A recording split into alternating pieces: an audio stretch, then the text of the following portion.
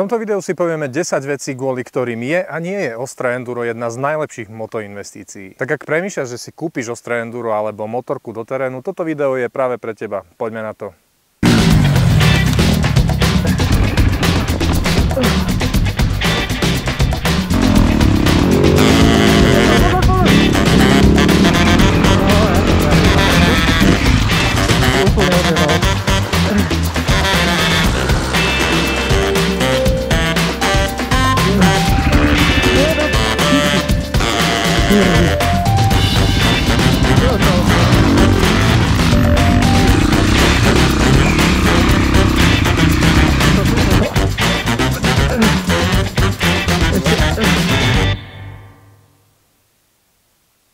Po 10 rokoch na veľkých motorkách na ceste sme s partiou prišli na to, že jazdenie po ceste nie je tak úplne ono. Celú cenovo dostupnú Európu sme si zjazdili, boli sme na stanovačkách, boli sme na rôznych tripoch pri mori, boli sme v horách, boli sme všade, kde sa dalo.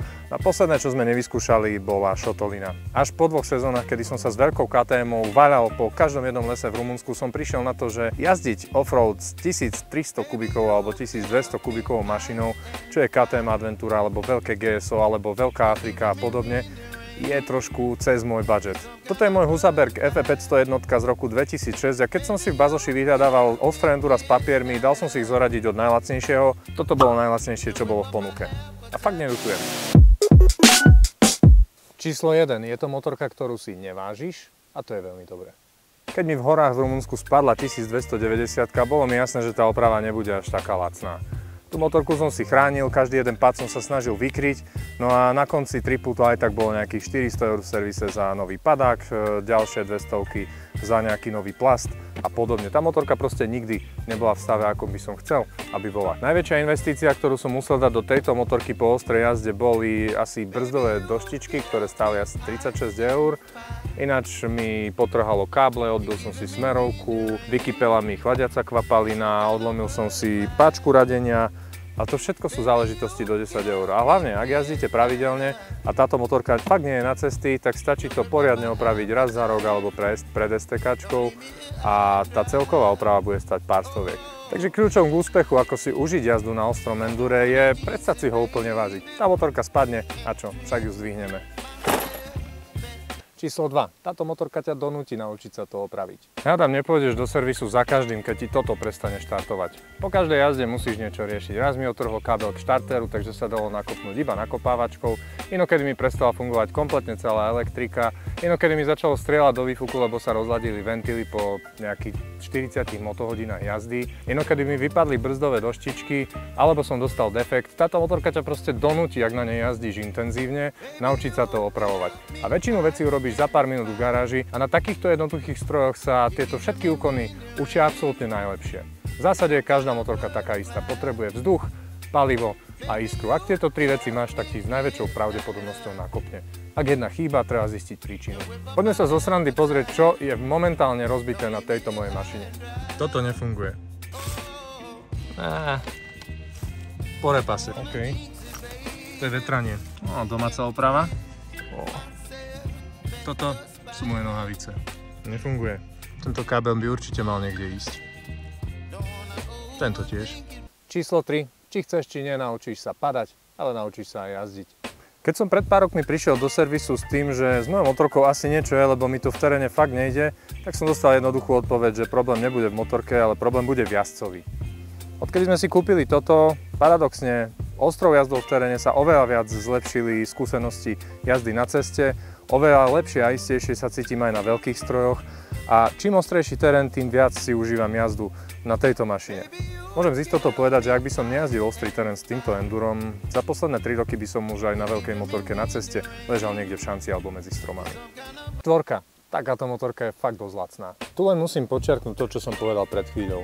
Na veľkej motorke ťa jeden plast stojí pokojne 200, padáky ťa stoja 200–300, ak kupuješ lacnejšie poľské. No a na akýkoľvek iný servisný zásah s najväčšou pravdepodobnosťou nemáš dosť skúseností. Tu sú tie plasty navrhnuté presne tak, aby sa na nich padalo, aby sa krivili, aby sa krútili, vydržia naozaj veľa.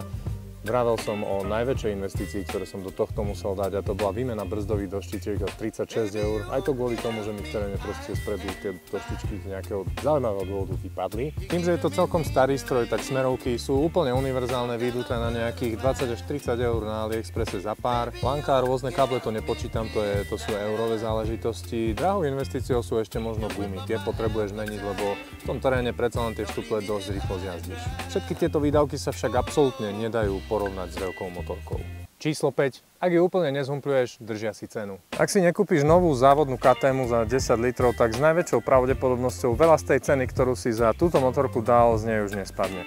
Ak ju úplne nezhumpluješ ako taký barbar v lese, nezadrieš motor, neolámeš absolútne celé plasty, alebo ti napadne po olámaní tých plastov ju rovno predávať v absolútne rozbitom stave, myslím, že tých pár tisíc eur za ňu určite dostaneš. Tieto motorky sú kupované pre srandu a nikto, kto kupuje takúto motorku, nemôže počítať s tým, že bude kupovať leštenku. Toto by v skratke bolo všetko o výhodách, jazda na takejto motorke však prináša aj nejaké riziká a nevýhody, tak si poďme povedať aké.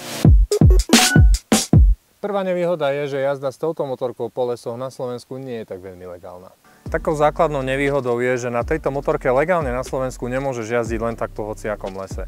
Našťastie existuje strašne veľké množstvo enduro tratí, ktoré sú rozmiestnené rôzne okolo dedín, stačí použiť Google. Takisto existujú prepojovacie komunikácie, ktoré nie sú ani cestami prvej, ani druhej, možno ani tretej triedy, ale bežne po nich jazdia rôzne autá, ktoré sa potrebujú dostať do cieľov, ktoré sú povedzme mimo cesty. Tie využiť môžeš a takisto nikto nezakazuje vybrať si tú motorku niekde ku ceste do jemnej šotoliny, postaviť si tam zo pár konárov zo stromu a podobne a učiť sa rôzne veci.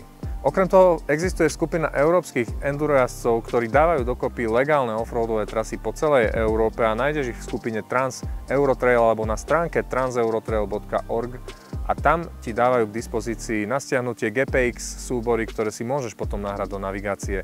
My už niekoľko rokov jazdíme rumunské offroadové trate a ak stretneme lesníka, tak namiesto toho, aby nás poslal preč alebo dal nám nejakú pokutu, nám poradí ešte lepšie trasy, ktoré by sme mohli zvoliť a naozaj to stojí za to. Druhá nevýhoda, naozaj to nie je univerzálna mašina. Ak si na toto budeš štuple a budeš jazdiť ostrý terén, naozaj nečakaj, že sa na ceste tento stroj bude správať dobre. So štuplami, ktoré sú fakt vyjazdené, s obitými rafikmi ti to bude na ceste triasť, bude ti to tak divne vynášať a určite na to nebudeš dávať stúpačky.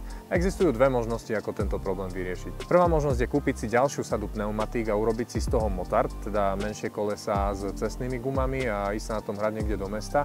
Druhá možnosť je kúpiť si možno že niečo viacej cestné, ako napríklad Honda CRF 300L a podobné mašiny s nižšou kubatúrou, ktoré sú vhodné aj na nejaké to povedzme menšie cestovanie alebo výlety.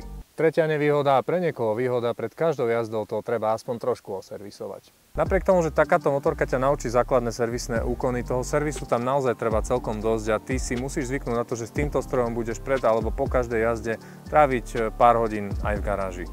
Olej tu mením približne po 2 jazdách, chladia sa kvapalinami, vytečie takmer na každej jazde, keď je vonku teplo a teda takisto je zrelá na výmenu, tým pádom trpí aj vodná pumpa. Takisto brzdové obloženie treba kontrolovať častejšie. Reťaz tým, že jazdíš po blate a po vode trpí a nie je dostatočne namazaná a preto sa takisto skôr potrebuje. Tieto motorky našťastie zhltnú tak liter a pol oleja, takže tie výmeny nie sú až tak finančne náročné. Vyžaduje to v podstate iba čas a chuť. Ale za tú jazdu to naozaj stojí. Nevýhoda číslo 4. Ak chceš jazdiť na dlhé výlety, toto fakt nie je motorka pre teba. Hej, no na tomto stroji sa naozaj nedá legálne cestovať. Jednak preto, že v tom teréne si ju poničíš a nebudú ti fungovať polovicu času, ktorú máš smerovky, budú ti vypadávať svetlá. A jednak preto, že tie gumy a celá tá konštrukcia naozaj je všetko len nepohodlné na cestovanie. Ak teda chceš absolvovať nejaký dlhší alebo väčší trip, povedzme rumunské hory, alebo si chceš zajazdiť nejaké trate v inej krajine alebo povedzme 100-200 km od domu, neostáva ti nič iné, než si nájsť odvoz. My to riešime prívesným vozíkom, ktorý sa dá požičať za pár desiatok eur na deň a na predĺžený víkend v Rumunsku je to absolútne primeraná investícia. Číslo 5. Je to celkom nebezpečné. Posledná nevýhoda, ktorú som zaradil do top 5, je naozaj mimoriadne subjektívna a záleží aj na tom, či jazdíš týmto alebo týmto. Napriek tomu, že tieto motorky majú objem motora len od 300 do povedzme 500 cm3 a výkon v úvodzovkách len nejakých 40 až 60 koní, pri tej váhe približne 100 kg je to naozaj absolútne besná mašina. A v teréne, kde nevieš, čo ťa čaká za zákrutou, kde nevieš, či náhodou nie je pred tebou pár metrov nejaký rigol alebo spadnutý konár, si naozaj nemôžeš dovoliť vytrepať sa nejaké 80-ke, to by si dopadlo veľmi zle. Našťastie, ak budeš jazdiť s rozumom, tak bude viac tvojich zážitkov pozitívnych než negatívnych a ja verím, že nikomu sa nepodarí na tej motorke vytrepať až tak, že by sa na tom potom neskôr na týždeň nezasmial. Toto teda bolo dokopy 10 vecí, pre ktoré ostré enduro je, ale zároveň aj nie je najlepšou motoinvestíciou. Ak si sa s niektorou z týchto vecí stotožnil, ak som ťa možno trošku motivoval kúpiť si nejakú ostrejšiu lacnú motorku do terénu a skúsiť niečo nové, ak si podobným vývojom motoživota prešiel aj ty, tak mi hoď like, hoď mi odber, mňa to motivuje, teba to nič nestojí. No a vidíme sa niekde v legálnom offroade alebo na ceste s inými motorkami. Dotedy prajem všetkým pekné kilometre, vidíme sa pri ďalšom videu. Čaute.